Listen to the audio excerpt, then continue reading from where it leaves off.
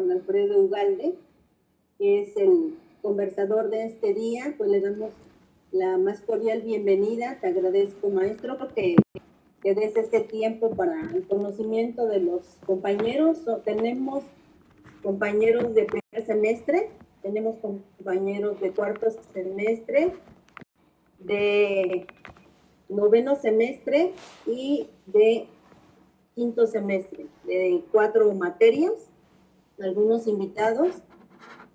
Y me da mucho gusto, pues casi son 100 compañeros aquí tratando de que conozcan un poco más sobre los avances tan importantes tecnológicos aplicados al derecho y a la academia. Entonces te dejamos. ¿Ya estás grabando?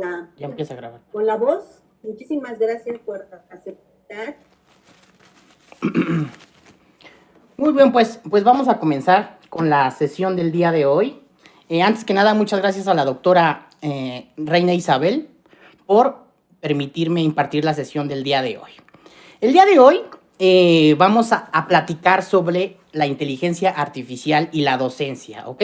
Ahora, la estructura de la sesión, voy a empezar explicando algunos conceptos básicos para entender qué es la inteligencia artificial.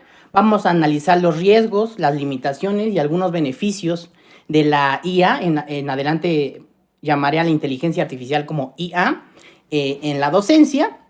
Y también vamos a revisar la importancia de la creatividad en la educación. Y les voy a compartir 8 recursos de la IA que nos van a ayudar en la docencia. Ahora, la duración de la sesión está programada para una duración aproximada de 90 minutos y el objetivo de esta sesión es problematizar y reflexionar sobre los nuevos retos que presenta el uso de la inteligencia artificial en la academia y, por supuesto, en la docencia a nivel superior. Esta sesión está dirigida principalmente a profesores y también a estudiantes de nivel licenciatura, por supuesto, y también a estudiantes que en un futuro pretendan dar clases, ¿no? Entonces, esto también nos va a servir a nosotros como alumnos, o a ustedes como alumnos de la licenciatura, a exigir en primera mejores profesores y también a estar actualizados, a que estos profesores estén en constante actualización. Y si nosotros como alumnos estamos actualizados, o si nosotros como alumnos somos unos mejores alumnos, pues por consiguiente nosotros vamos a poder exigir mejores profesores. Entonces, ¿por qué es importante como docentes y estudiantes de derecho abordar estos temas de la inteligencia artificial? Entonces, bueno, por supuesto, 3 puntos importantes. En primera, evidentemente, el impacto legal que está teniendo la IA en México y alrededor de todo el mundo. La IA está transformando rápidamente diversos aspectos del sistema legal y, por supuesto, del sistema académico. La inteligencia artificial es una rama multidisciplinaria. Entonces, nosotros podemos analizar a la inteligencia artificial desde el punto de vista de la medicina, desde el punto de vista del derecho, desde el punto de vista de la filosofía, desde el punto de vista de la sociología, desde el punto de vista de la informática, etcétera. Nosotros en esta sesión nos vamos a enfocar en el análisis en la academia. Entonces, otro punto clave de por qué es importante revisar este tema es que este tema aborda temas importantes sobre ética y responsabilidad. La inteligencia artificial plantea una serie de desafíos éticos y académicos, como por ejemplo la privacidad de datos, la discriminación algorítmica, algunas responsabilidades que podemos tener los abogados para contribuir a garantizar el desarrollo y la implementación de la inteligencia artificial para que se establezca de una manera ética.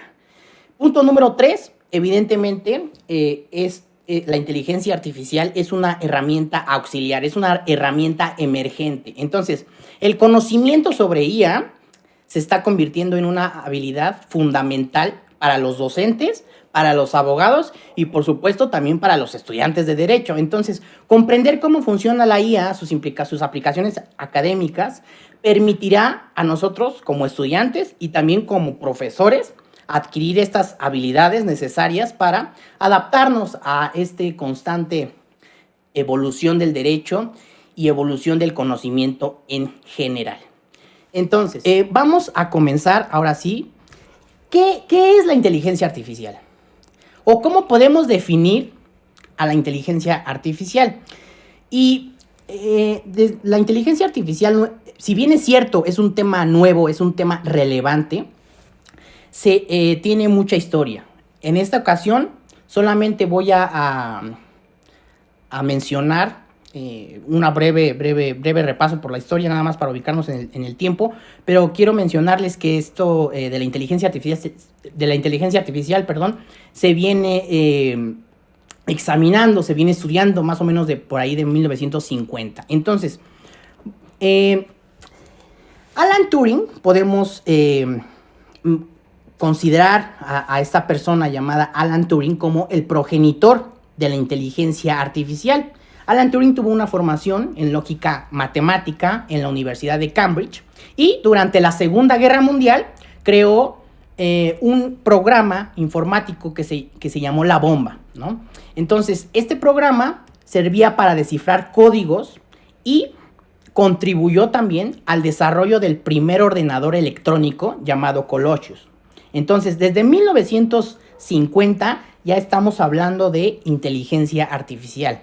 Posteriormente, este primer ordenador electrónico llamado Colossus fue utilizado para proteger barcos de suministro de submarinos alemanes. Entonces, recordemos que la mayor parte o la mayoría de las veces en los que han existido conflictos bélicos alrededor del mundo, pues estos conflictos bélicos, estos conflictos armados en la historia, casi siempre vienen acompañados de avances tecnológicos o de avances en la tecnología exclusiva de uso militar.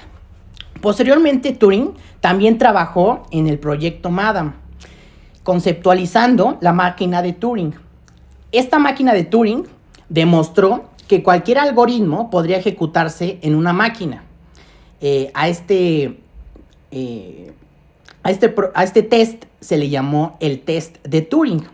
Y este test propuso evaluar la inteligencia de las máquinas a través de una conversación indistinguible con una persona humana, lo que planteó, por supuesto, desafíos éticos sobre responsabilidad y transparencia. Más o menos aquí están los inicios de lo que hoy conocemos como ChatGPT. Ahorita vamos a ir definiendo qué significa un algoritmo, qué significa todo este lenguaje, deep learning, machine learning, que se utiliza en la inteligencia artificial. Posteriormente, en 1956, la compañía Unimation presentó el Unimate, un robot pionero en la automatización industrial. Una de las palabras clave, si nosotros escuchamos inteligencia artificial, podemos señalar que una de las palabras clave, uno de los conceptos clave que va acompañado a esta disciplina es la automatización. Entonces, este robot, el Unimate, pues fue un robot pionero en la automatización industrial. Y por supuesto, paralelamente, John McCarthy acuñó el término inteligencia artificial en este mismo año, también en 1956, y esto marcó un nuevo enfoque en la interacción entre la tecnología y la mente humana. Asimismo, también en 1956 se realizó una conferencia sobre informática teórica en el Dartmouth College. Y en esta conferencia, bueno, pues se reunió varios visionarios de la informática, como por ejemplo John McCarthy, Marvin Minsky, Allen Neville, Herbert Simon, sentando también en esta conferencia, en esta reunión, las bases de la inteligencia artificial como un nuevo campo de estudio, como una nueva disciplina de estudio. Entonces, vamos a definir a la inteligencia artificial como la simulación de procesos de inteligencia humana por parte de sistemas informáticos. Muy sencillo.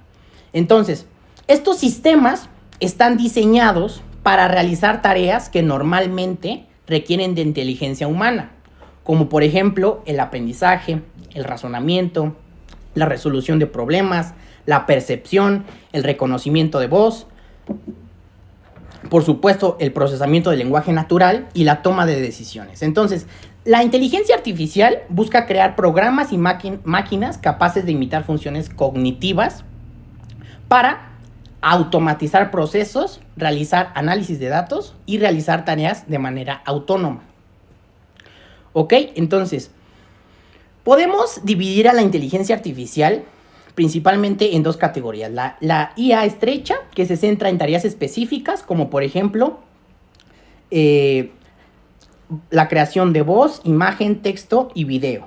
Y la inteligencia artificial general o Strong AI, que busca replicar la inteligencia humana a través de redes neuronales en su totalidad. Es importante señalar que podemos tener diversas clasificaciones de inteligencia artificial de acuerdo a algunos criterios, como por ejemplo, podemos dividir a la IA por su funcionalidad, por su enfoque de aprendizaje, por su tipo de técnica, por su capacidad de autonomía. En esta distinción o en esta división tenemos que de acuerdo a su enfoque de aprendizaje, la inteligencia artificial también se puede dividir en inteligencia generativa, ¿ok? Esta inteligencia generativa parte del uso de técnicas de aprendizaje profundo aplicadas en modelos generados de lenguaje con entrenamiento basado en dos enfoques: el aprendizaje supervisado y el aprendizaje no supervisado. Básicamente, el aprendizaje supervisado son los algoritmos que se entrenan, como por ejemplo ChatGPT, y que siempre están monitoreados por los humanos. Y el aprendizaje no supervisado, pues son los algoritmos que se entrenan con datos no supervisados por humanos y deben encontrar patrones, es decir, estructuras por sí mismas. Y esta parte del aprendizaje no supervisado utiliza grandes cantidades de datos. El aprendizaje supervisado utiliza, si bien es cierto, utiliza grandes cantidades de datos, está limitado, ¿ok? Entonces, vamos ahora sí a entrar a las definiciones sobre qué es un algoritmo, ¿no? Porque todos escuchamos que algoritmo, que machine learning, que blockchain, etc. Bueno, un algoritmo básicamente es una secuencia de pasos o instrucciones bien definidas que una computadora puede seguir para completar una tarea específica. Básicamente es como una receta que guía a la computadora para realizar una tarea particular de manera eficiente. Y vamos a poner el ejemplo de un algoritmo o cómo nos funcionaría un algoritmo en la academia. Vamos a pensar en un sistema de recomendación de contenido educativo, ¿no? Imaginemos, este es un ejemplo, ¿no? Imaginemos que nosotros acudimos a la biblioteca y nosotros tenemos un usuario y una contraseña. De hecho, cuando nosotros acudimos a la Biblioteca Central de la UNAM, tú tienes un usuario y una contraseña, y de hecho ya puedes realizar el resello de tus libros en línea. Ya no es necesario que lleves si pides a préstamo el libro y lo necesitas resellar, ya no es necesario que tú vayas que lleves el libro a la biblioteca para que te lo resellen. Únicamente lo puedes hacer por internet.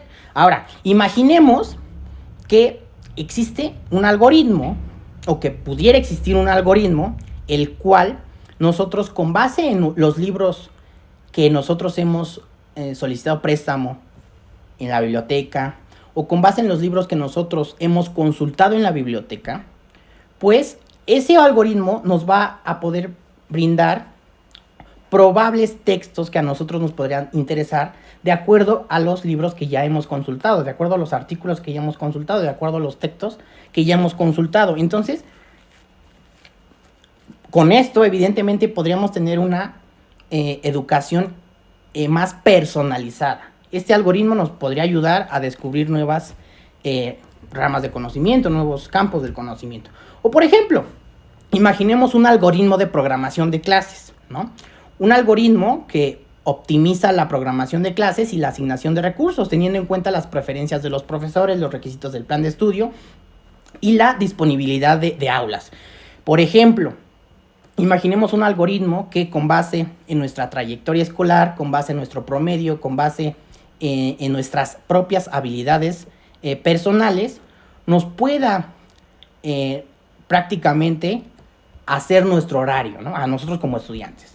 Si bien es cierto, nosotros podemos ir eligiendo nuestros profesores actualmente en la licenciatura de acuerdo a nuestro promedio, pues imaginemos que ya nosotros no nos tengamos que estar metiendo al sistema como alumnos o estar, que ya no alcancé a tal profesor, que yo quería con este profesor, pero mi horario no se acomoda. Imaginemos un tipo de algoritmo de programación de clases en donde el propio desempeño del alumno le favorezca para su creación de un horario, ¿no? De acuerdo a sus habilidades, de acuerdo a su promedio, pues este algoritmo realice o haga esta programación del horario de clases, ¿no? Ahora bien, ¿qué es el blockchain? Básicamente el blockchain es una tecnología de registro distribuido que registra y verifica transacciones de manera segura y transparente. Funciona básicamente como un libro de contabilidad digital que guarda registros de transacciones en bloques enlazados y asegurados mediante la criptografía. Y esto que garantiza pues la integridad y la inmutabilidad de los datos. Imaginemos un tipo de tecnología de blockchain en donde esta tecnología nos ayude en el tema de alguna verificación de credenciales académicas. Por ejemplo, podríamos utilizar blockchain para almacenar de manera segura las credenciales académicas, como por ejemplo títulos universitarios, certificados de cursos, garantizando su autenticidad y evitando posibles fraudes. Imaginemos un tipo de tecnología de blockchain por parte de la UNAM, en donde en donde tengamos ahí nuestro título, nuestra cédula, todas nuestras certificaciones académicas, todo nuestro historial académico. Básicamente, imaginemos como una cuenta de Facebook, una cuenta de Instagram, una cuenta de Twitter, en donde tú tienes tu propia cuenta de Gmail, en donde hasta podemos consultar el historial de nuestro navegador, ¿no? Entonces, o imaginemos también una tecnología de blockchain en la academia, la cual nos pueda ayudar al registro de investigación y también en temas de propiedad intelectual, como por ejemplo, nos podría ayudar a mantener un registro transparente y seguro de, por ejemplo, algunos textos que nosotros escribamos. De hecho, ya existe el Tesis UNAM, ¿no? Ahí nosotros podemos consultar las tesis que existen o que se han realizado en la UNAM. Nosotros también tenemos la Vidi UNAM, por supuesto, ¿no? Pero imaginemos este tipo de tecnología, la que ya podemos tener en Internet, el Web 2.0, pero más eficiente, ¿no? Más con una educación personalizada. O por ejemplo, un tipo de tecnología, imaginemos una tecnología blockchain, implementarla en la academia para una votación electrónica para decisiones académicas, como por ejemplo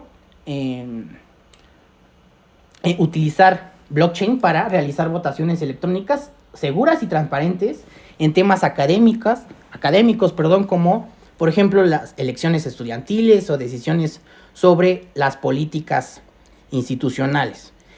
El objetivo del blockchain básicamente es tener un tipo de registro, o podríamos decir que en la academia nos puede servir a tener un tipo de registro de cada uno de los estudiantes o alumnos de la academia y también de los profesores para ir mejorando la educación, ¿ok? Entre más datos nosotros tengamos de cómo nuestros alumnos se comportan en el aula o se comportan en la academia en general y cómo los profesores se comportan en general, entre más datos nosotros tengamos, más fácil vamos a poder eficientar el proceso de enseñanza-aprendizaje. Otro de los conceptos importantes a tener en claros para entender esto de la inteligencia artificial es el machine learning o el aprendizaje automático.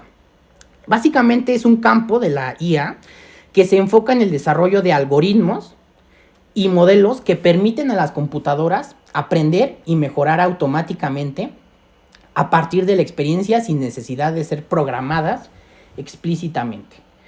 Y utiliza datos para entrenar modelos y hacer predicciones o tomar decisiones basadas en patrones, identificando los datos.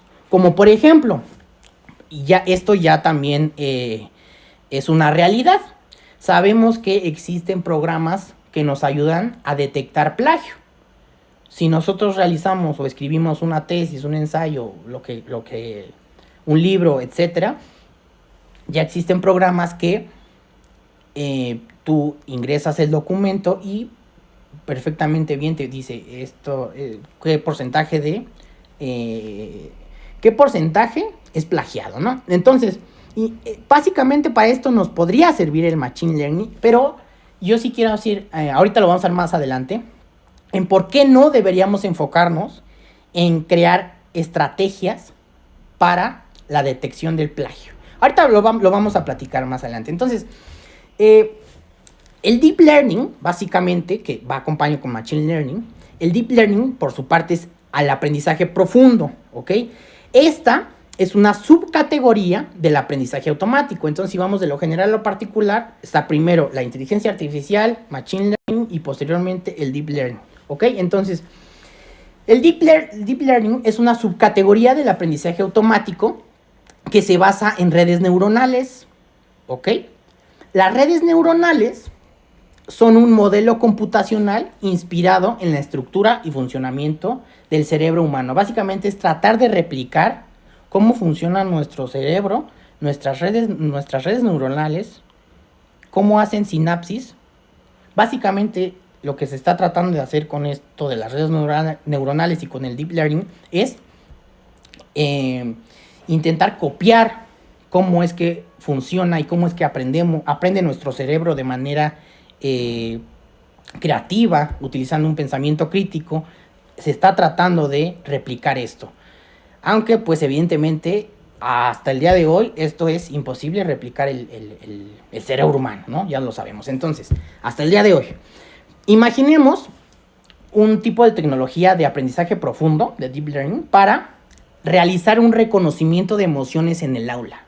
Imaginemos que nosotros estamos dando clases y está una cámara enfrente del salón o en el pizarrón.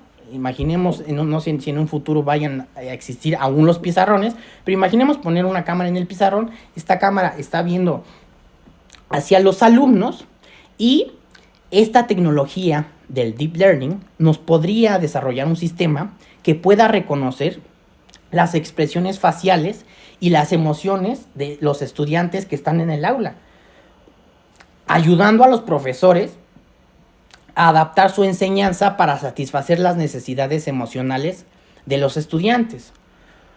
O, por ejemplo, imaginemos utilizar este Deep Learning para el análisis de imágenes en una investigación, como por ejemplo en una investigación de medicina. Si nosotros estamos realizando una investigación sobre el corazón, sobre cualquier parte de nuestro cuerpo, y nosotros tenemos que analizar, supongamos, 1000 imágenes, ¿cuánto tiempo alguien que está estudiando medicina tendría que estar analizando 1000 imágenes para saber, por ejemplo, si alguien tiene cáncer de pulmón, ¿no? ¿Cuánto se va a tardar una persona en analizar 1000 imágenes? Pues no sabemos, ¿no? No sabemos cuánto. Pero pues sí requiere de su tiempo. Entonces, utilizar el Deep Learning para analizar grandes conjuntos de imágenes en campos de investigación, como por ejemplo la medicina, la biología, la astronomía, nos va a ayudar a identificar de manera más eficiente y más rápido este nuevo tipo de conocimiento. ¿Qué son los smart contracts o los contratos inteligentes? En esta ocasión no vamos a ahondar, ya lo mencioné, esta sesión no vamos a analizar la inteligencia artificial desde el punto de vista del derecho, sino más bien vamos a analizar la IA desde el punto de vista académico, pero sí quisiera poner algunos ejemplos sobre cómo los smart contracts pudieran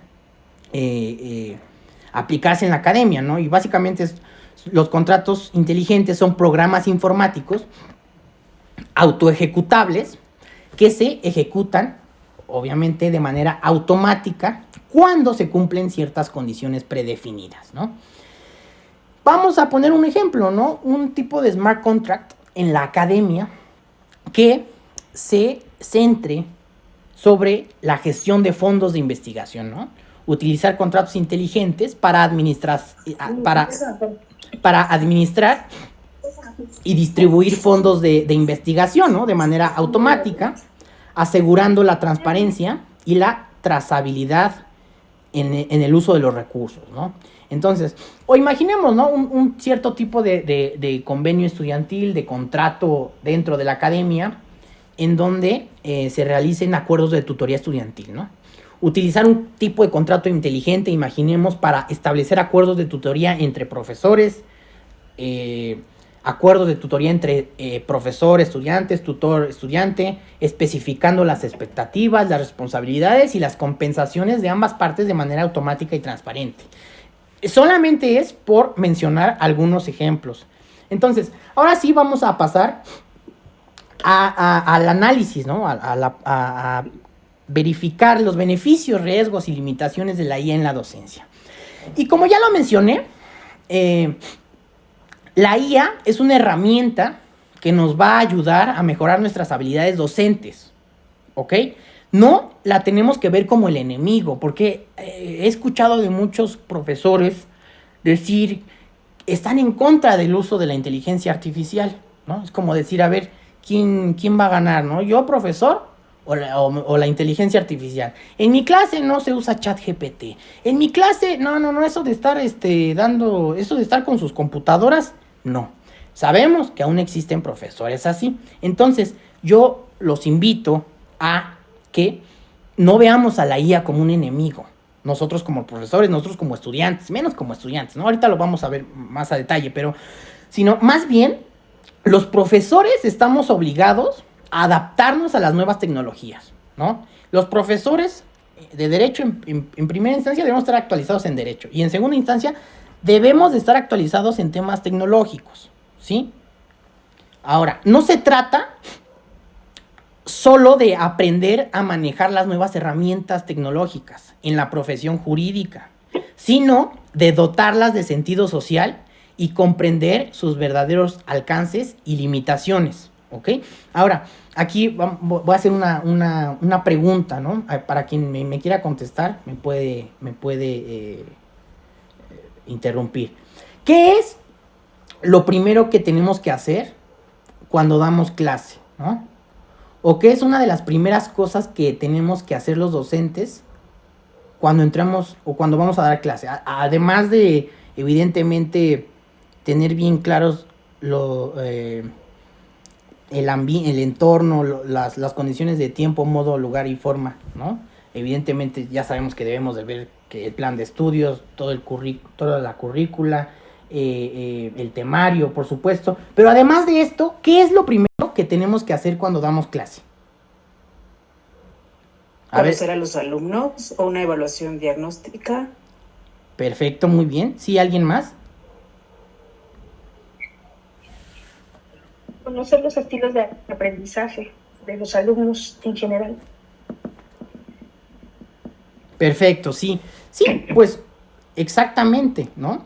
Una de las primeras cosas que nosotros como profesores o docentes tenemos que hacer es identificar las necesidades educativas de nuestros alumnos, ¿no? Entonces, cada docente debe cuestionarse si alguna de las tareas de gestión, enseñanza, aprendizaje o evaluación que realiza pueden mejorarse incorporando el uso de la IA, ¿ok?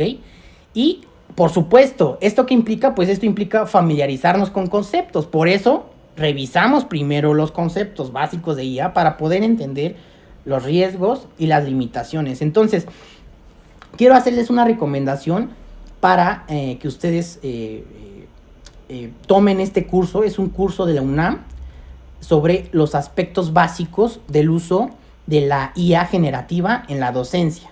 Ustedes lo pueden tomar en la plataforma Coursera, está totalmente gratis, así se llama el curso. Aspectos básicos del uso de IA generativa en la docencia. Entonces, vamos a continuar. Algunos de los riesgos académicos en el uso de la IA son los siguientes, ¿no? Limitaciones en la confiabilidad y precisión de la información, ¿no? La información disponible puede no ser completamente confiable o precisa debido a diversos factores como la desactualización, la manipulación intencional o los errores involuntarios. Esto puede dificultar la toma de decisiones informadas y precisas por parte de los alumnos. Entonces, una recomendación que yo les puedo hacer a los alumnos de la licenciatura es no creer todo lo que les dice ChatGPT, porque hay algo que se llaman alucinaciones informáticas. Estas alucinaciones informáticas hacen alusión a que ChatGPT, si no sabe algo, lo inventa.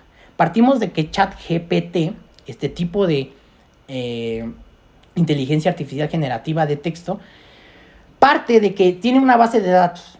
Tiene una base de datos limitada, ¿no? Ahora ChatGPT 4 se supone que está conectada a internet, pero aún así, pues, está limitado. Entonces, si nosotros creemos ciegamente en lo que dice ChatGPT, pues vamos a estar en un error.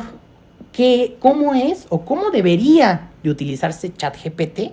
Bueno, vamos a consultar fuentes formales, fuentes fiables, ¿no? Fuentes confiables, como por ejemplo, ¿qué fuentes? Pues los libros, ¿no? Ensayos científicos, textos científicos que estén pues que tengan, ¿no?, una fuente de consulta, una bibliografía. Entonces, si nosotros acudimos a la biblioteca y nosotros leemos, por ejemplo, un texto, digamos, cualquier texto, ¿no?, de derecho, Introducción al Estudio del Derecho, de García Maínez. Entonces, nosotros ya podemos tener una idea del concepto de derecho, ¿no? Si nosotros leemos la Introducción al Estudio del Derecho de García Maínez, nosotros ya tenemos una idea del concepto de derecho. Si nosotros le preguntamos a ChatGPT, oye, ChatGPT, ¿cuál es el concepto de derecho de García Maínez? Nos va a dar algo, ¿no? Nos va a arrojar algo. Y si eso que nos está diciendo, nosotros tenemos el libro aquí en físico, viéndolo, y dice, oye, pues contrastando la información que me está mostrando ChatGPT con lo del libro, esto no es verdad. Ahora, eso es lo verdaderamente interesante, ¿no? Y quiero que entiendan los alumnos de la licenciatura que es el tema de las limitaciones, ¿no? No nos da información precisa ChatGPT, muchas veces inventa. Ahora, otro riesgo, ¿no?, es el exceso de confianza en las herramientas, lo que puede reducir el pensamiento crítico y la solución independiente de problemas.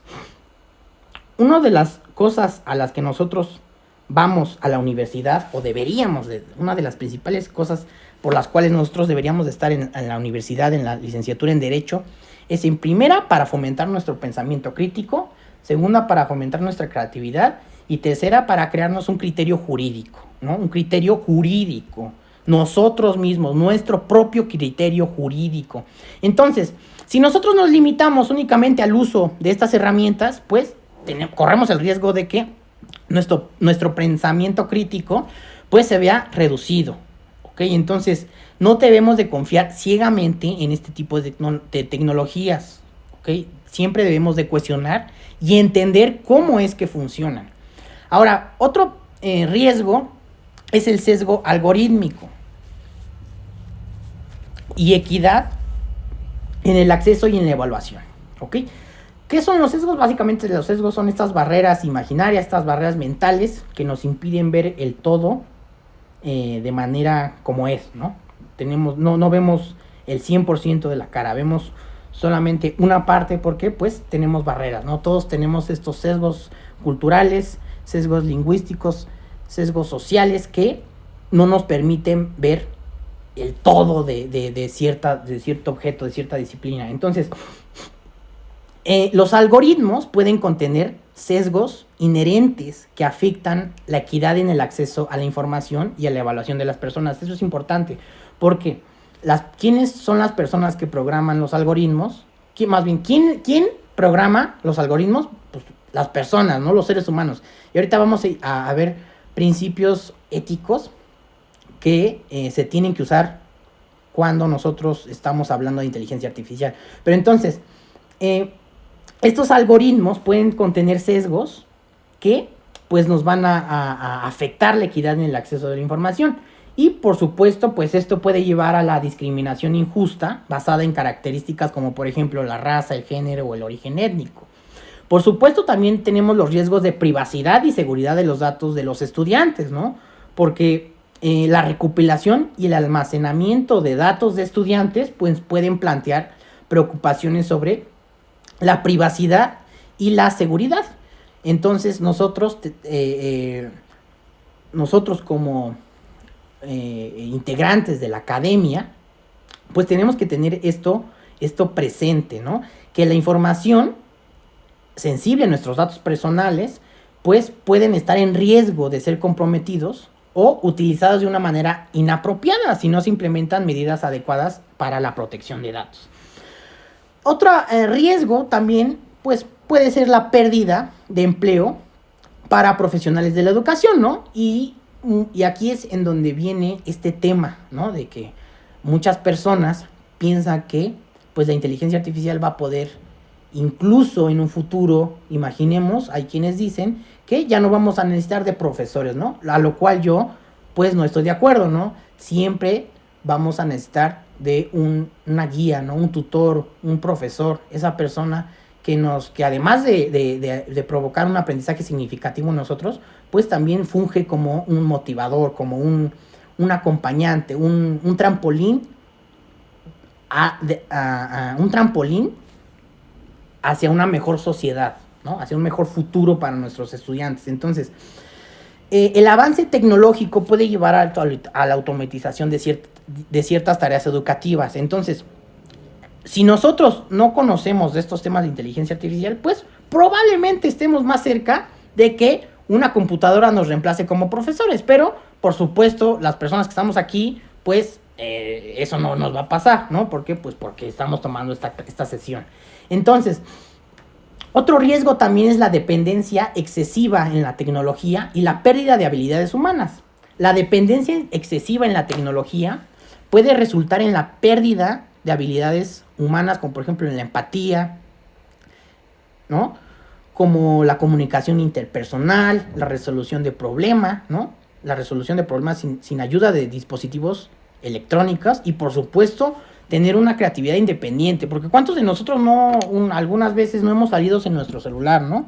O estamos 1 hora, 2 horas, 3 horas sin nuestro celular y ya nos da ansiedad, nos empieza a entrar como que FOMO, ¿no?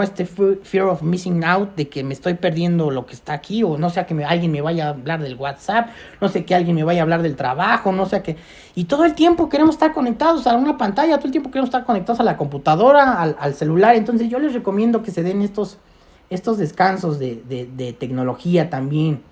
Estas horas durante el día de decir, a ver, apago mi celular, apago todos los dispositivos electrónicos y únicamente me pongo a leer un libro, únicamente me pongo a leer un ensayo científico, me concentro, me enfoco.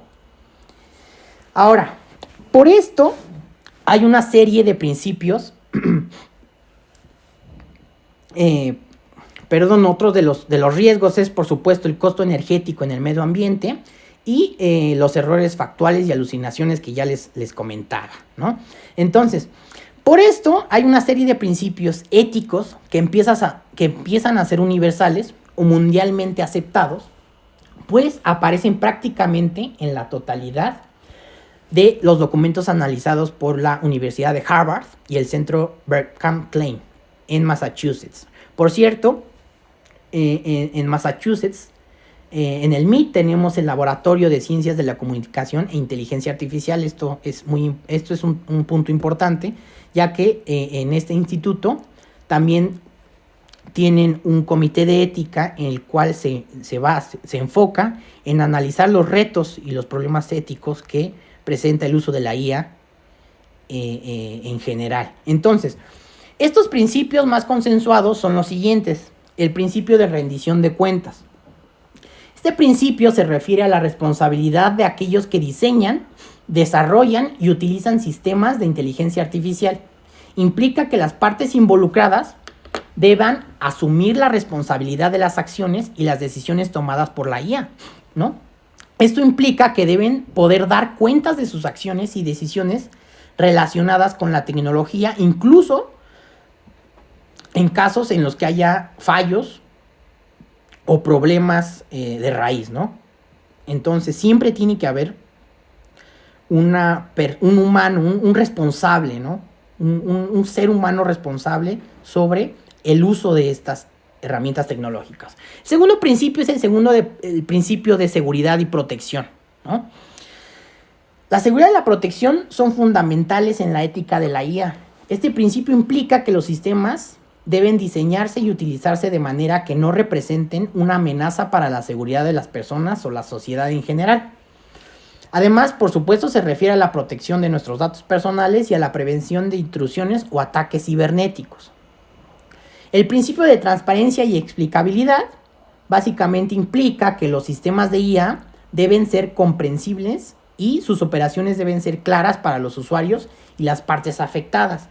La explicabilidad se relaciona con la capacidad de los sistemas de IA para proporcionar justificaciones claras y comprensibles para sus decisiones y acciones. Esto es especialmente importante en situaciones en las que la IA toma decisiones que afectan a algunos individuos. Ahora, el principio de control humano de la tecnología, este principio también algunos le llaman el principio de punta a punta, sostiene que en última instancia los seres humanos deben tener el control y la capacidad de tomar decisiones sobre la tecnología de IA y estos sistemas deben ser diseñados de manera que los humanos puedan supervisar y, si es necesario, anular las decisiones tomadas por la IA. El principio de responsabilidad profesional. Básicamente este principio se aplica a los profesionales que trabajan en el campo de la IA, específicamente matemáticos, ingenieros, desarrolladores, programadores, los cuales deben asumir la responsabilidad de diseñar sistemas éticos y seguros. Es por ello que nosotros como abogados debemos de estar actualizados en estos temas para nosotros poder guiar a los ingenieros, los programadores, los desarrolladores, guiarlos a diseñar sistemas éticos y seguros para la sociedad. Entonces, el otro principio es el principio de respeto y promoción de los derechos humanos. Básicamente este principio es que la IA no debe socavar ni perjudicar los derechos humanos, ¿no? Los derechos fundamentales también. Entonces, el otro principio es el principio de privacidad. Y este tema de privacidad es un tema crítico, ¿no? En la ética de la IA, porque, por ejemplo, este principio implica que se deben tomar medidas para proteger la privacidad de los individuos y garantizar que los datos personales no se utilicen de manera indebida o se compartan sin consentimiento. El principio de justicia y no discriminación básicamente se refiere a que los sistemas de IA no deben ser discriminatorios ni perpetuar prejuicios. Deben ser justos en su tratamiento a todas las personas sin importar su origen étnico, de género, su raza u otras características. Por supuesto, esto implica la eliminación de sesgos y la promoción de la equidad en el diseño y uso de la tecnología. Ahora vamos a pasar el punto sobre la creatividad y la educación, ¿no? Porque es fundamental que un buen docente promueva en la academia prácticas responsables y éticas en el manejo de la información, asegurando que los datos se utilicen de manera constructiva para el logro de un aprendizaje significativo. También que exista un cambio de conducta en los estudiantes y con esto generar un mayor conocimiento en nuestros alumnos, ¿no? Entonces, para ustedes, ¿qué es ser un buen docente? ¿No? A ver, les pregunto. Y también para los estudiantes, ¿no? Para los estudiantes, a ver, ¿qué es un buen docente, ¿no? O qué hacen sus buenos profesores? Yo creo que primeramente saben transmitir su conocimiento de manera eficiente, ¿no? Perfecto, muchas gracias. ¿Alguien más? ¿Qué hace? Buenas tardes. Buenas tardes. Un buen docente es el que procura que sus alumnos se interesen, sean creativos y analicen la información que se les da, que no le crean a uno todo lo que les dice, sino uno darles el inicio para que ellos tengan el afán de investigar y de ir más allá de lo que uno les da. Yo creo que uno como maestro lo que debe procurar en el alumno es que vaya hacia el rumbo del autoaprendizaje y esto solo se logra despertando en ellos el interés, la creatividad, desde la confianza en sus conocimientos y en sus propias habilidades. Perfecto. Para mí esto es ser un buen docente. Y de hecho es lo que yo intento hacer en mis materias, ¿no? Que ellos logren este desarrollo de habilidades blandas, no nada más de las cualidades y las habilidades que necesitan para la materia o la carrera en específico, sino como personas en general, desarrollen habilidades blandas que son las que prácticamente los van a llevar hacia donde ellos quieran, en el rumbo que ellos quieran, ¿no? Y como usted dice, la situación de ser creativos es súper importante y es una de las cosas que nos fomenta dentro de las aulas, porque al maestro le gusta mucho tener el control, ¿no? En cambio, yo pienso que un buen maestro no es el que es el protagonista, sino deja que sus alumnos sean los protagonistas, que ellos se equivoquen, que ellos aprendan de sus errores, que aprendan a identificarlos, pero sobre todo, que aprendan a no tener miedo de cometerlos. Para mí eso es ser un buen maestro, es lo que yo trato de fomentar en mis alumnos, ¿no? Perfecto. Este tipo de situaciones. Perfecto. Y bueno, y un comentario extra aquí con respecto a lo que usted decía de la sustitución de los profesores por la inteligencia artificial. De hecho, los grandes desarrolladores de la inteligencia artificial de la actualidad, como Sam Altman y el propio Elon Musk, son lo que dicen, ¿no? Que la única actividad humana que está prácticamente a salvo es la de la docencia, porque los seres humanos somos sociales por naturaleza. Necesitamos de esa interacción, necesitamos de esa guía para generar confianza en nosotros mismos y así crecer. Y ellos prácticamente es lo que dicen, ¿no? Que la inteligencia artificial nunca va a sustituir a un docente. Eso no podrá ser. O sea, así como no puedes sustituir a tus padres, no puedes sustituir a un docente, que es una forma más estructurada de lo que podría ser un guía o un padre, ¿no? Simplemente en el ámbito académico. Pero dice que es una de las... Bueno, ellos coinciden en que son de las actividades que no van a desaparecer. Los maestros que tiendan a pues no perder sus trabajos, sino a irse apartando, son los que se queden al margen de utilizar estas herramientas. Pues igual como pasó con la llegada de la internet, ¿no? Con la llegada de la calculadora en vez de las reglas de cálculo. Tienes que irte modificando, tienes que irte actualizando conforme te lo va exigiendo las nuevas tecnologías. Y no nada más las nuevas tecnologías, sino los nuevos alumnos, porque ellos ya vienen en otra dimensión. Entonces hay que intentar que ellos no se vuelvan usuarios de las tecnologías, pero sobre todo unos usuarios ignorantes, porque creen lo que está, no son capaces de distinguir, ¿no? Y como usted decía, la inteligencia artificial toma la información de donde la encuentra, ya sea de una novela de ficción, de una película, de cualquier lugar donde ella encuentra la información que se lo solicita, de ahí lo baja, ¿no? Perfecto. Los alumnos, sí, muchas gracias. Sí. Muchas gracias por su participación. Sí, si bien es cierto, las dos participaciones tienen la razón. También debemos de analizar que, como ya mencionaba hace unos momentos, la IA generativa en específico, la IA generativa de texto en específico, ChatGPT, ha puesto en el escenario nuevas formas de deshonestidad académica, en las que es posible, ya lo sabemos, presentar textos generados por estos sistemas como si fueran de autoría propia o utilizarlos de manera inapropiada para la realización de tareas y exámenes.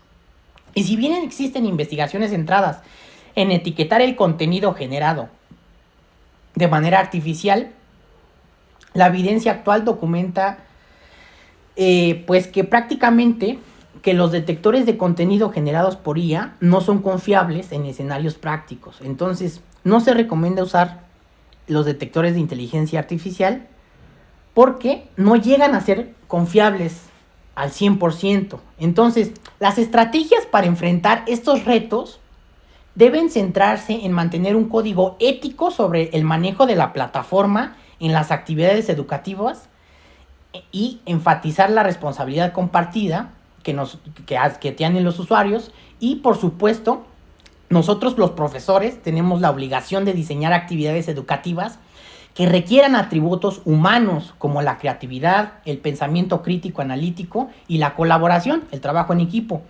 No centrarnos en los detectores de IA, ¿no? Porque eso nos estamos centrando no en la raíz, sino en lo que está en la superficie, ¿no?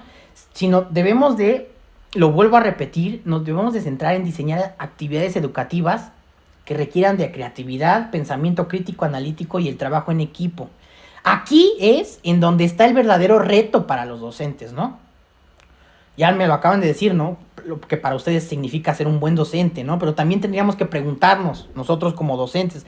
Y también, esto también va para los estudiantes, ¿no? Para poder realizar una mejor crítica, ¿no? A nuestros profesores, porque si nosotros somos unos excelentes alumnos, pues si yo soy el excelente alumno, puedo exigir un excelente profesor, ¿no?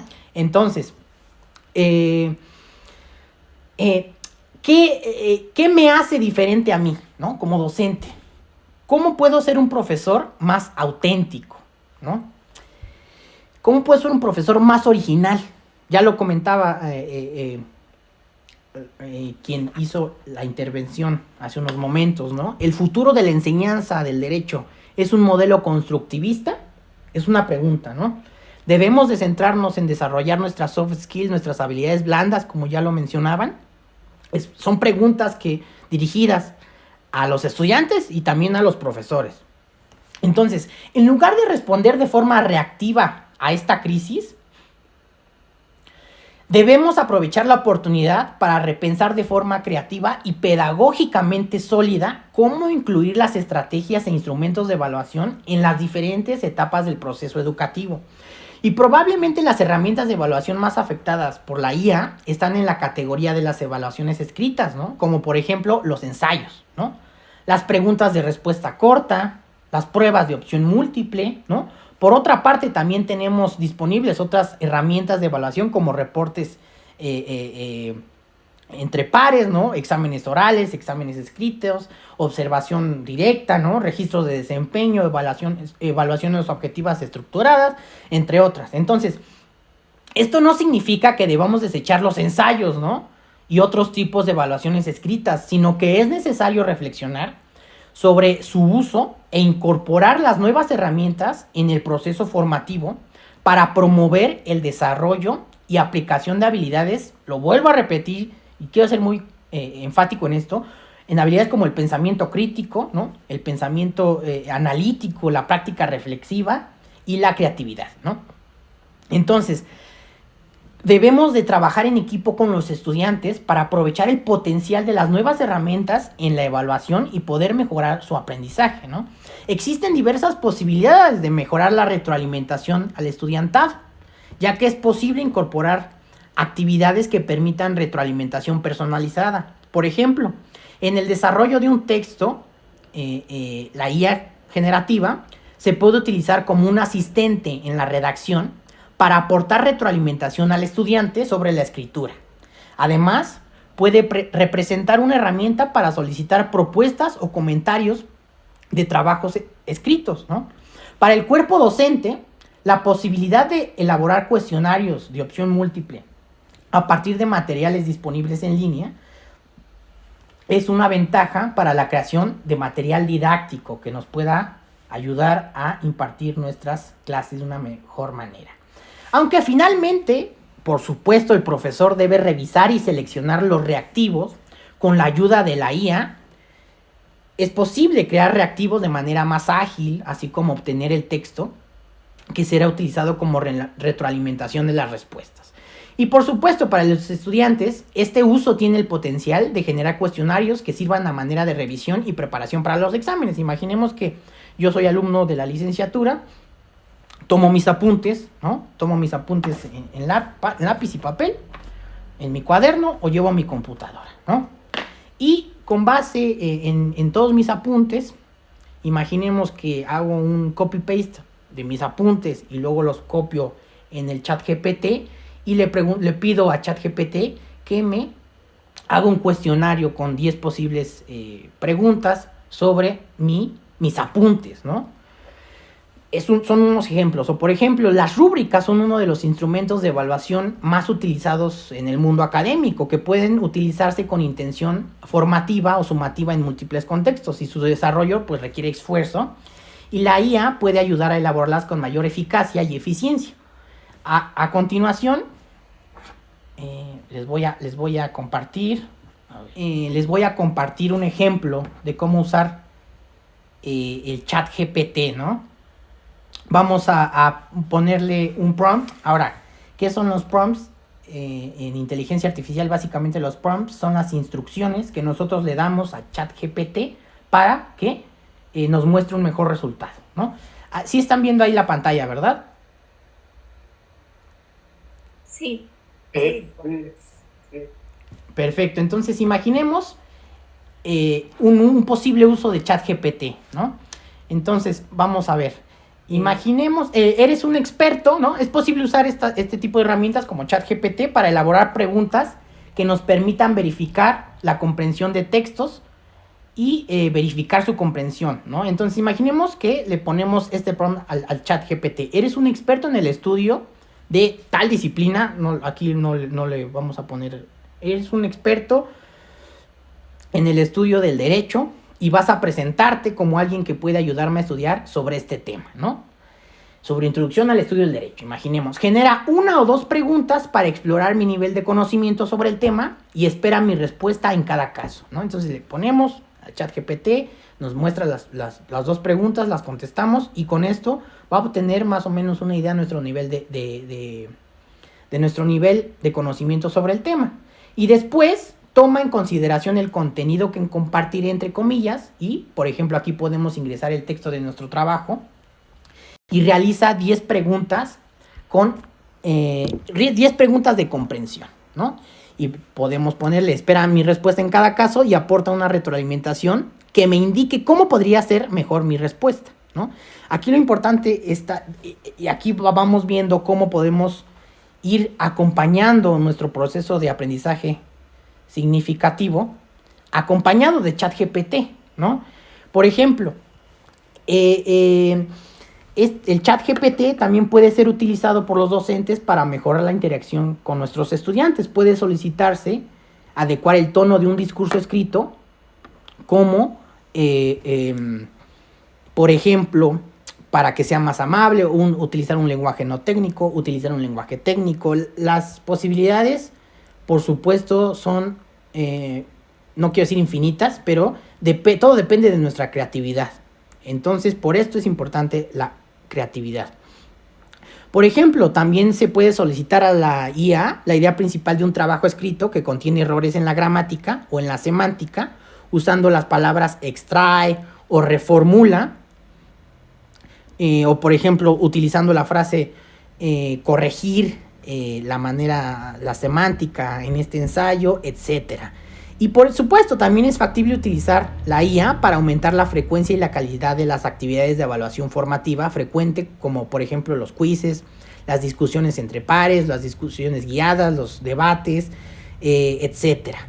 Y por supuesto, podemos utilizar esta herramienta para que nos ayude a diseñar ambientes de aprendizaje y evaluación más conducentes, a generar un aprendizaje significativo y a fomentar el uso de nuestro pensamiento crítico. Entonces, se propone la incorporación de herramientas de IA junto con directrices de trabajo específicas, ¿no? Y claras para los estudiantes.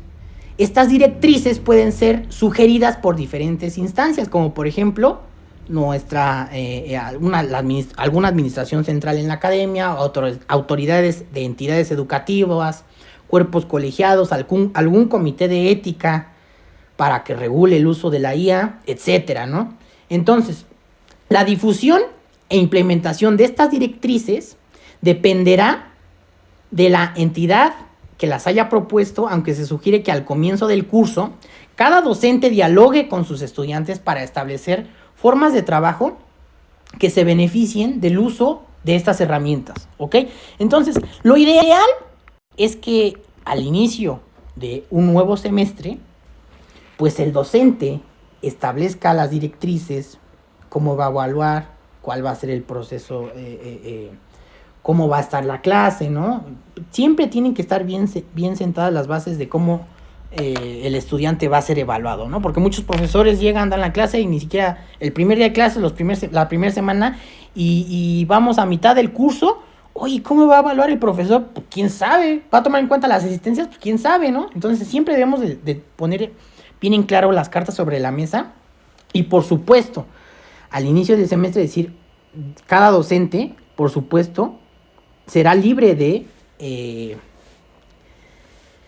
establecer los límites sobre el uso de la IA en su clase.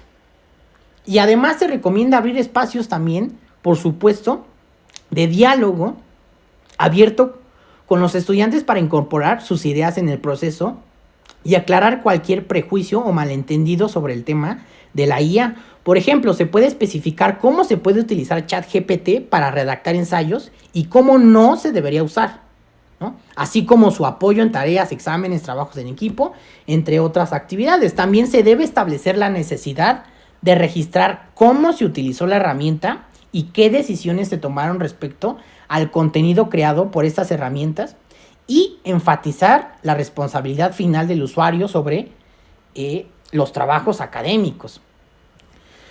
Es importante que estas instrucciones sean concisas y precisas, pero también que puedan ejecutarse durante o después de cada curso según las necesidades expresas de los estudiantes para facilitar su aprendizaje. ¿Okay? Esto implica, por supuesto, mantener una comunicación constante con los alumnos sobre las experiencias y uso que los estudiantes tienen al interactuar con la IA.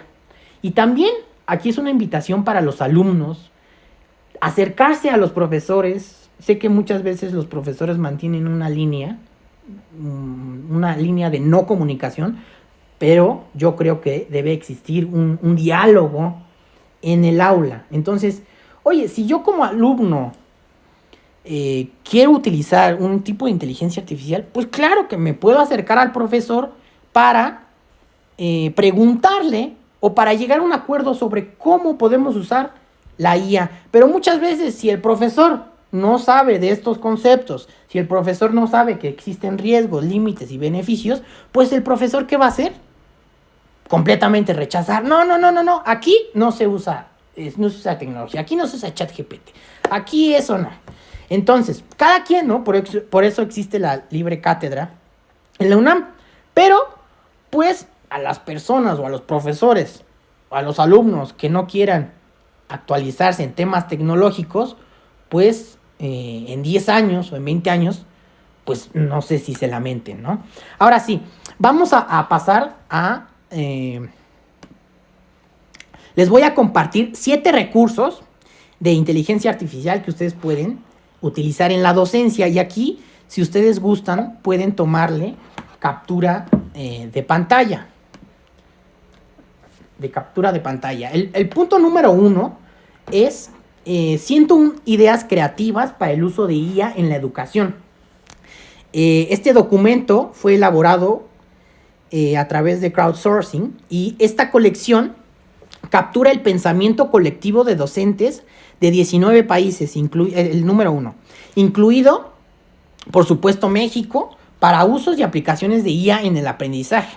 Es de todos los documentos que les voy a compartir, las páginas que les voy a compartir, las páginas que contienen los documentos son totalmente gratis, no necesitas iniciar sesión, no necesitas nada más le copian el enlace en el buscador y ahí lo van a poder obtener estos documentos. Entonces, el punto número 2 es la guía para docentes de prompts. Los prompts, ya lo dije, los prompts son estas instrucciones que nosotros le podemos dar a ChatGPT para que nos muestre un mejor resultado. La guía para docentes de prompts para ChatGPT de Andrew Heff de Australia. Este documento describe varias estrategias para usar ChatGPT con ejemplos específicos y sus prompts. Posteriormente, podríamos tener una sesión analizando prompts en ChatGPT o analizando los smart contracts o incluso una sesión sobre la historia de la inteligencia artificial. Si les interesa este tema, pues por favor ustedes podrían solicitar este tipo de temas. Entonces, esta guía de prompts nos puede ayudar para usar estos ejemplos de alta calidad que ayuden al estudiante a comprender mejor algunas cuestiones que se le estén dificultando durante el curso. Punto número 3 son 5 enfoques con prompts para estudiantes de la Universidad de Pensilvania en Estados Unidos. Y estos autores son de los principales promotores del uso de IA generativa en educación con fundamentos pedagógicos. Se proponen 5 aproximaciones: IA tutor, IA coach, IA mentor, IA compañero de equipo, IA herramienta, IA simulador e IA estudiante, cada una con sus beneficios y riesgos. Por supuesto, las recomendaciones son extraordinariamente detalladas e incluyen ejemplos e instrucciones precisas, promueven la supervisión activa del docente, la evaluación crítica y complementan las reflexiones de los estudiantes sobre el proceso, manteniendo al humano, a la persona, al estudiante en todo el ciclo. El otro punto son las recomendaciones de cómo enseñar con IA descritas por la empresa creadora de ChatGPT, OpenAI, que incluye sugerencias, recursos, referencias y una sección de preguntas frecuentes sobre el tema. Otra página que les quiero recomendar son las recomendaciones del Departamento de Educación de los Estados Unidos sobre el uso de la IA en enseñanza y aprendizaje, con una amplia cantidad de sugerencias, estrategias y ejemplos para su uso en la enseñanza y el aprendizaje. Por supuesto, también tenemos los lineamientos para el uso de la inteligencia artificial de la Universidad Iberoamericana de la Ciudad de México, que incluye, entre otros temas, incluye el papel de la IA en los procesos de enseñanza, aprendizaje y su evaluación. Y también tenemos el documento llamado Orientaciones y definiciones sobre el uso de la IA generativa en los procesos académicos del sistema de universidad virtual de la Universidad de Guadalajara de México. Incluye una revisión del tema, recomendaciones para promover el aprendizaje y ayudar a la gestión también del aprendizaje. Ahora, ya para finalizar, ¿cómo podemos ser mejor estudiantes con la ayuda de la IA? Y básicamente los profesores somos los responsables, ya lo decía también en los comentarios que me hicieron hace unos momentos. Los profesores somos los responsables de guiar a los alumnos en cómo usar la IA, ¿no? Una de las mejores formas de enseñar es con el ejemplo, bien lo sabemos. Entonces, es por eso que debemos de comenzar a usar de manera ética la IA para que nuestros alumnos también la usen de manera ética. Y básicamente, la IA nos puede ayudar a nosotros como alumnos a la personalización del aprendizaje, la asistencia en la organización, el apoyo en la comprensión de conceptos difíciles, el acceso a recursos educativos y, por supuesto, la traducción de idiomas. Aunque no quiero decir que con esto, pues, digamos que ya no es necesario, no quiero decir que ya no va a ser necesario aprender un nuevo idioma, porque el hecho de aprender un nuevo idioma, pues el hecho de aprender un nuevo idioma, el hecho de aprender nuevas cosas, crea nuevas conexiones entre nuestras redes neuronales, ¿no? Lo que conocemos como sinapsis. Entonces, los sistemas de IA pueden adaptarse a ti como estudiante, a tu estilo de aprendizaje, ¿no? Entre mejor le des el prompt a ChatGPT, mejor.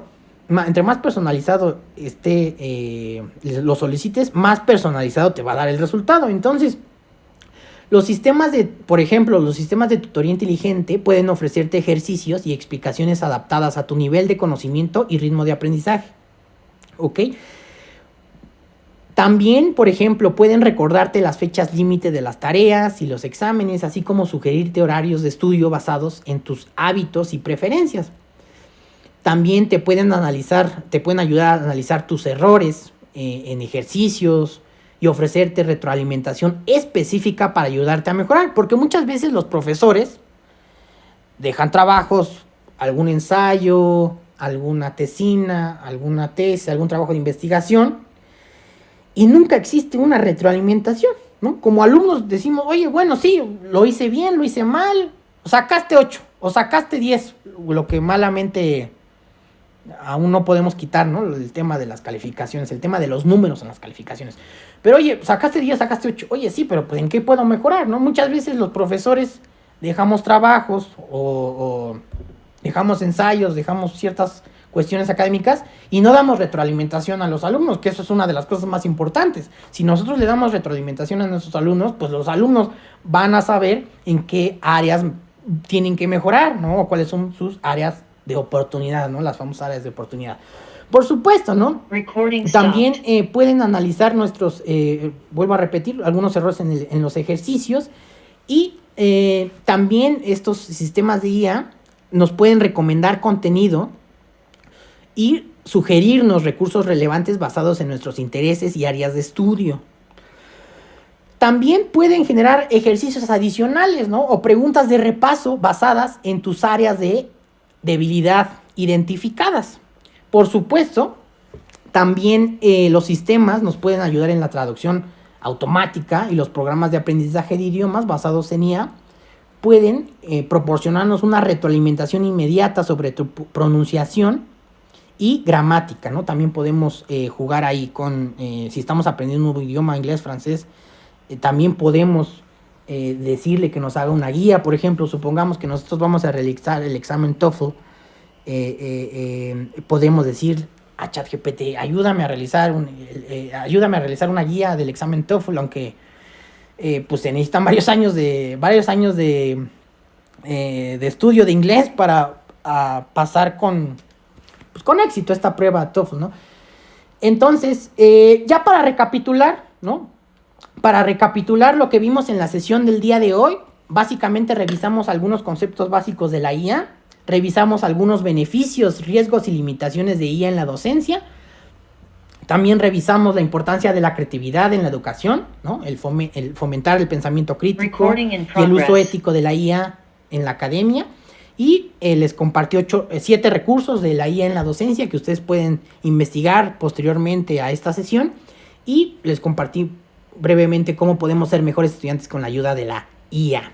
Ahora sí, para finalizar, quiero dejarles con esta cita de John Abbott del año 1998, la cual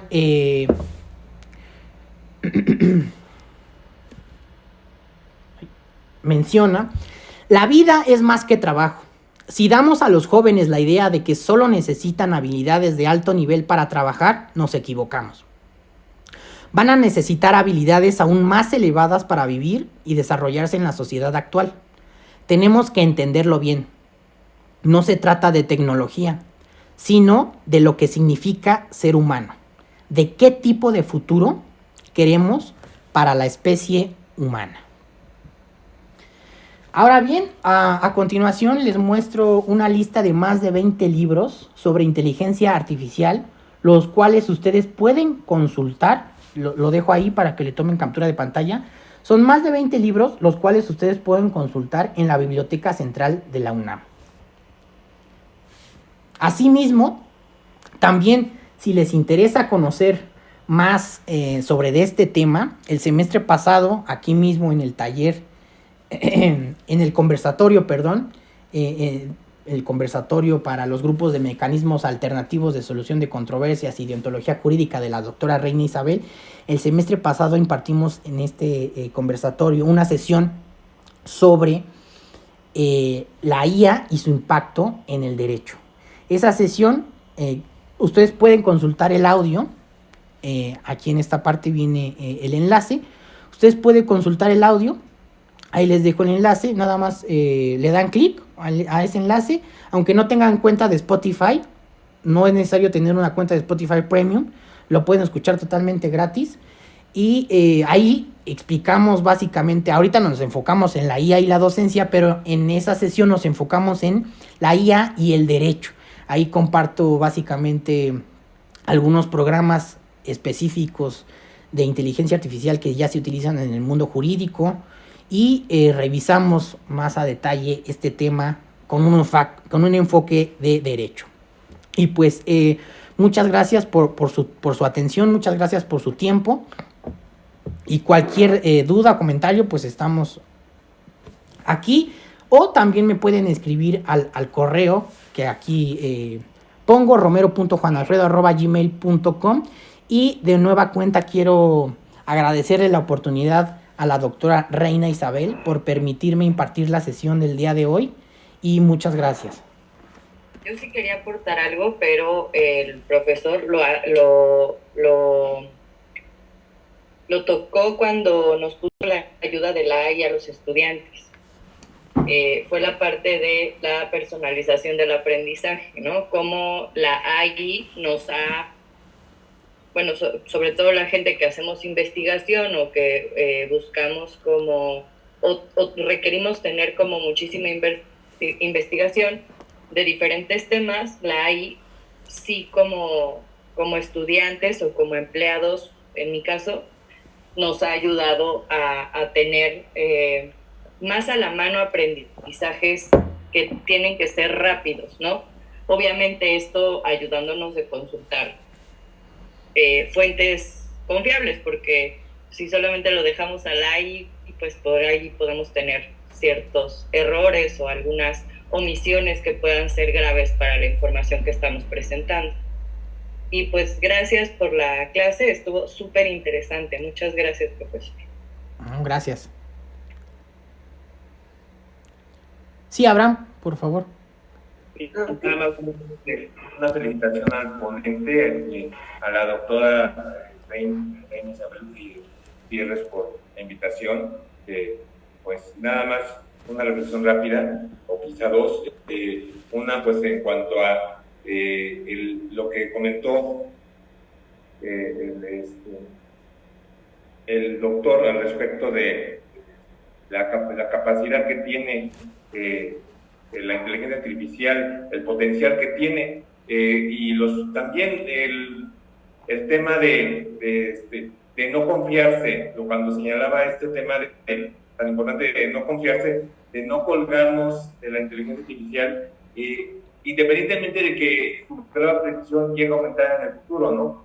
Porque no vemos que el abogado es uno, el docente es uno, tenemos el riesgo que en algún momento aquel estudiante o aquel docente que se esté basando todo el tiempo en recursos informáticos, en recursos extras, pueda caer, los está haciendo bajo riesgo de que en algún momento dado la persona que requiera o empresa que requiera, o institución que requiera un abogado, te diga, no, pues tú ya no vas a trabajar aquí porque el que está trabajando es tu esclavo, tu inteligencia artificial, el programa, el algoritmo que te está resolviendo los problemas, ¿no? Es una reflexión rápida, ¿no? Pareciera capítulo de una serie de ciencia ficción, pero con todo en cuenta, ¿no? Hasta qué grado habrá que tener cuidado, mucho cautela para no confiarse de más en todo lo que le toca a uno como persona, como el último juez debe ser la mente humana, ¿no?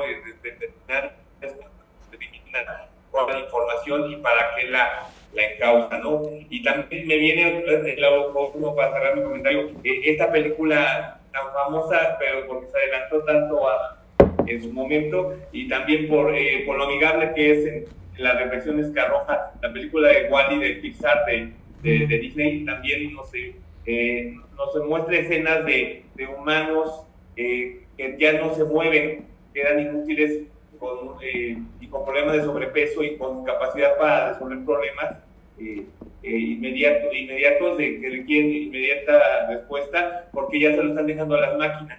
¿Y en qué grado se puede deteriorar la condición humana en ese grado, ¿no? De delegar, ¿no? Entonces, eso nada más para esos par de reflexiones como comentario. Muchas gracias. Muchas gracias. Muy buenas noches. Gracias por darme la oportunidad de hacer esta pregunta. Profesor, fíjese que una de las diapositivas que llamó mi atención es justamente aquella en la que, bueno, hubo varias, pero quiero hacerle la pregunta respecto a esto. ¿Qué habilidades consideraría usted que son necesarias para desarrollar esta forma de vivir más elevada como ser humano? Gracias. A ver si puedes reformular mejor la pregunta. ¿Qué habilidades son necesarias para vivir mejor como ser humano? Sí, mire, si gusta, puede usted también consultar la diapositiva que nos puso diciendo esta cita en colores, en la que dice: la vida es más que trabajo. Si damos a los jóvenes la idea de que solo necesitan habilidades de alto nivel para trabajar, nos equivocamos. Van a necesitar habilidades aún más elevadas para vivir y desarrollarse en la sociedad actual. Tenemos que entenderlo bien. No se trata de tecnología, sino de lo que significa ser humano. ¿De qué tipo de futuro queremos para la especie humana? Perfecto, sí, pues básicamente yo me enfocaría en estos aspectos que nos hacen, qué es lo que nos hace ser seres humanos, ¿no? Y básicamente yo me enfocaría en cuestiones como, por ejemplo, la inteligencia emocional, ¿no? Esta capacidad que los seres humanos tenemos para reconocer, comprender y gestionar nuestras propias emociones, ¿no? Sentir emociones, sentir felicidad, enojo, tristeza, etcétera, ¿no? Así como también este sentimiento, no sé si digamos que es un sentimiento, podríamos definirlo como una habilidad, ¿no? La empatía, ¿no? ¿Qué nos hace ser humanos? Ser empáticos, ¿no? Esta habilidad para ponernos en el lugar de los demás, comprender sus perspectivas, y pues tal vez mostrar compasión o mostrarnos mostrarnos de una manera diferente ante cierta circunstancia que esté viviendo la otredad. Por supuesto, también, ¿qué nos hace seres humanos? Aparte de esto, pues las habilidades blandas, ¿no? Las habilidades sociales, las soft skills, saber comunicarnos de manera efectiva, ¿no? Saber expresar de manera contundente, de manera clara ciertas ideas. Por supuesto también que nos hace seres humanos, pues nuestro pensamiento crítico, nuestro pensamiento creativo, nuestra capacidad, nuestra habilidad para analizar información de manera objetiva, de manera subjetiva, también cuestionar si las ideas o lo que estamos viendo, lo que estamos leyendo, cuestionarlo de manera argumentativa, ¿no? Por ejemplo, otra, ¿qué más nos hace ser humanos? Pues este tema de la adaptabilidad, ¿no? También podríamos decir que los seres humanos, hasta lo estamos viendo, ¿no? Nosotros somos seres humanos, somos profesores, ¿y qué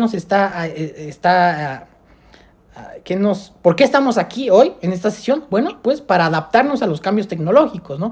Esta adaptabilidad, conocerse, el autoconocimiento, yo creo que también es lo que nos hace seres humanos, ¿no? Conocernos a nosotros mismos, conocer nuestras fortalezas, nuestras debilidades, nuestros valores, nuestras creencias, nuestros principios, nuestra ética, nuestra moral. Y yo diría que estas cuestiones son las que fundamentalmente nos hacen humanos. No sé si contesté la pregunta. Muchísimas gracias. Estaba viendo si estaba apagado mi micrófono. Y sí, claro que sí, contestó usted la pregunta, nos comentó todo lo que es, pues, esta inteligencia emocional, sentimientos, habilidades, empatías, cómo expresamos esto, con qué argumentos lo defendemos, qué tan adaptables somos a los cambios y conocernos a nosotros mismos para poderlo dar todo, ¿no? O sea, a través de nuestras fortalezas hacia estos valores superiores, ¿no? ¿Cuáles son nuestros valores éticos? De verdad que muchas gracias por su respuesta. Sí, no, ¿de qué? A ver, sí, Eric, por favor. Muchas gracias. Primero, bueno, pues una explicación, una compartición muy interesante en torno a la inteligencia artificial y, bueno, esta posibilidad de utilizarla dentro de la docencia y dentro de la educación. Hablaba en algún momento de los riesgos que hay en esto de la utilización de la inteligencia artificial y en general creo que de las herramientas tecnológicas. Y creo que ahí, dentro de estos riesgos, recuerdo, por ejemplo, el libro de Giovanni Sartori de la sociedad de Homo Videns, una sociedad teledirigida, en donde podemos caer precisamente en este tobogán de dejarnos ir por precisamente las herramientas tecnológicas sin generar ese pensamiento crítico, aquello que Iván Illich menciona como una educación social plasmada a partir precisamente de la vivencia cotidiana, ¿no?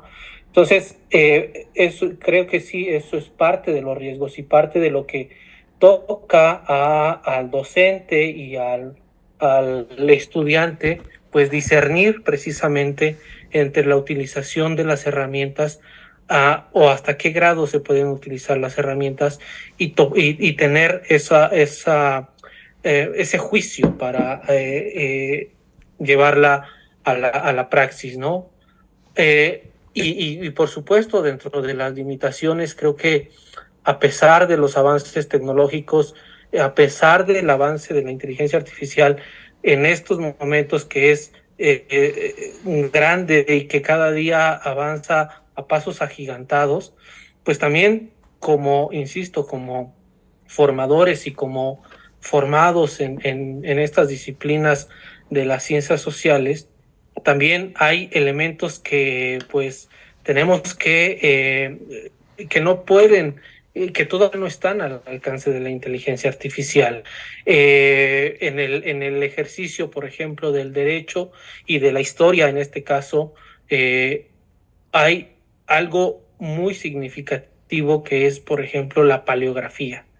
Hoy no tenemos herramientas tecnológicas de inteligencia artificial que pueden resolver el tema de la paleografía y sin embargo necesitamos paleógrafos todavía para poder acceder a la información documental contenida en textos de hace 500 años reservados en el Archivo General de la Nación o en algún otro repositorio histórico, ¿no? Entonces es parte precisamente del ejercicio que tenemos como estudiantes y como formadores, como docentes, para todavía, digamos, pues no centrarnos tanto o no dejarnos llevar tanto hacia la inteligencia artificial en tanto tiene todavía estas limitaciones, ¿no? Es parte de lo que yo vislumbro, es parte de lo que yo veo en esta interacción cotidiana de la inteligencia artificial y la praxis de las ciencias sociales. Gracias. Perfecto, Eric. Muchas gracias por tu comentario. No sé si se me permite una pregunta más. Sí. Ay, muchas gracias. Bueno, me da un poco de pena encender siempre la cámara porque se ve uno muy raro desde el otro lado. Fíjese que algo que también me llamó la atención fue la parte en la que usted comentaba acerca sobre el sesgo cognitivo que podía estar en el algoritmo, ¿no? Al generarse este algoritmo. Y cuando usted planteó la parte ética de toda esta conversación que nos ofreció, de este conocimiento,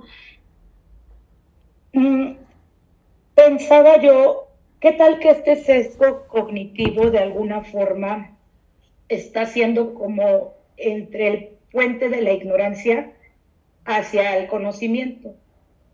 Entonces, explicándome quizás un poco más, por ejemplo, a un niño no le enseñas a correr 100 metros, le das sus pasitos, ¿no? Quizás hay ese sesgo cognitivo que para poder desarrollar éticamente a lo que son las IAs, vaya como siendo este maestro que va guiando, ¿no? ¿Podría ser planteado de esa forma?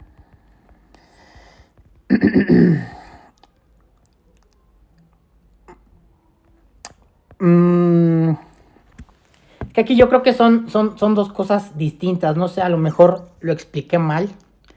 El término sesgo algorítmico, ¿no? O sesgo cognitivo. En el hecho de ser esta barrera imaginaria, ¿no? Pero más bien yo aquí estoy entendiendo su idea, más bien como, es decir, no puedes aprender a correr si no sabes caminar, ¿no? Es evidente, Pero más bien el sesgo cognitivo en la IA se refiere a la distorsión sistemática e imparcial en los procesos de toma de decisiones de los algoritmos de inteligencia artificial, ¿no? Y estos sesgos pueden surgir de diversas fuentes, como, por ejemplo, los conjuntos de datos utilizados para entrenar estos modelos. Y algunos ejemplos de sesgos cognitivos en la IA te puedo dar algunos, como por ejemplo el sesgo de selección de datos, que básicamente es cuando los datos utilizados para entrenar a los modelos de la IA pueden reflejar sesgos existentes en la sociedad, ¿no? Es decir, nosotros trasladamos estos sesgos humanos, supongamos un juez que no juzga con perspectiva de género y que tiene un sesgo de discriminación hacia las personas que tienen diferente preferencia sexual a la heterosexual. Este sesgo se puede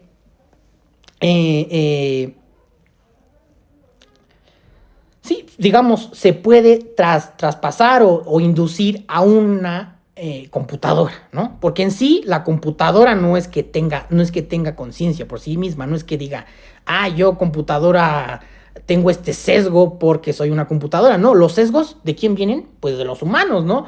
¿Quiénes somos los que les vamos a pasar los sesgos a las tecnologías? Pues los humanos. Es por eso, pero aquí la pregunta también es muy interesante, ¿no? Y es muy interesante también analizar este tema de los sesgos. Porque, a ver, va la pregunta, ¿no? Una persona, todos los seres humanos, las personas, en este caso un juez, ¿tiene sesgos? Pues claro que todas las personas tenemos sesgos de alguna manera. Sesgos lingüísticos, sesgos culturales. Entonces, si estos sesgos están presentes en los datos de entrenamiento de la IA, pues es probable que se reflejen en las decisiones tomadas por el modelo. Ahora, también existe el sesgo de interpretación, ¿no? Y este sesgo de interpretación, bueno, pues las interpretaciones humanas de los resultados de los modelos de IA también pueden introducir, pues, estos sesgos. Por ejemplo, si un algoritmo de análisis de crédito recomienda rechazar una solicitud de préstamo para un individuo basándose en ciertas características demográficas, por ejemplo, específicamente, si nosotros realizamos una solicitud de préstamo en una institución bancaria y la institución bancaria la solicitamos mediante internet, ¿no? Supongamos, y la institución bancaria detecta a través de la aplicación nuestro IP es el número de nuestro módem. Sabemos, la institución bancaria sabe, pues ahorita, actualmente, ¿no? Si ustedes tienen algunas aplicaciones, por ejemplo, la de BBVA, te pide hacer un reconocimiento facial y saca tu ubicación de en dónde estás realizando algún retiro, en dónde estás realizando alguna consulta, alguna transferencia, desde qué módem, desde dónde está el dispositivo ubicado demográficamente. Entonces, imaginemos un supuesto en donde una persona que vive supongamos, en alguna sierra de Oaxaca y que solicita un préstamo, y el propio algoritmo de la institución detecta que esta persona está solicitando un préstamo desde la sierra de Oaxaca, y por eso es el factor determinante para que no le otorguen el crédito, pues ahí básicamente estamos ante un sesgo algorítmico de IA. Esos son por mencionar algunos ejemplos. Entonces, en este tema de los sesgos algorítmicos, pues implica básicamente la recopilación de un conjunto de datos, pero equilibrados, y lo que se busca es diseñar algoritmos conscientes, que aquí va otra vez el reto, porque la inteligencia artificial aún no tiene conciencia. La conciencia es un atributo específico de los seres humanos, pero podríamos decir que tendríamos que diseñar, o nosotros los abogados debemos de guiar un diseño ético en donde, pues, los sesgos algorítmicos sean los menos, ¿no? Evidentemente no vamos a poder hacer una tecnología sin sesgo 100%. ¿Por qué? Porque los humanos no somos robots. Exactamente, los humanos tenemos sesgos, ¿no? Entonces lo que se busca es que sean los menos, ¿no? Y que a través de la serie de principios éticos que comentamos durante la sesión, pues se creen sistemas de IA que busquen precisamente estos, que sean guiados por estos principios, ¿no? El principio de rendición de cuentas, el principio de seguridad y protección, el principio de transparencia y explicabilidad, el principio de control humano de la tecnología, el principio de responsabilidad profesional, el principio de respeto y promoción de los derechos humanos, el principio de privacidad, el principio de justicia y no discriminación, entre otros.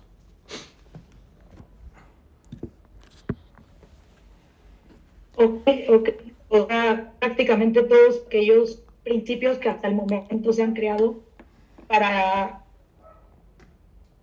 lograr un mayor bienestar social, ¿no? Así es. Muchas gracias, licenciado. Sí. Gracias. Gracias. Muchísimas gracias, maestro, por esta brillante exposición. Es un tema muy interesante.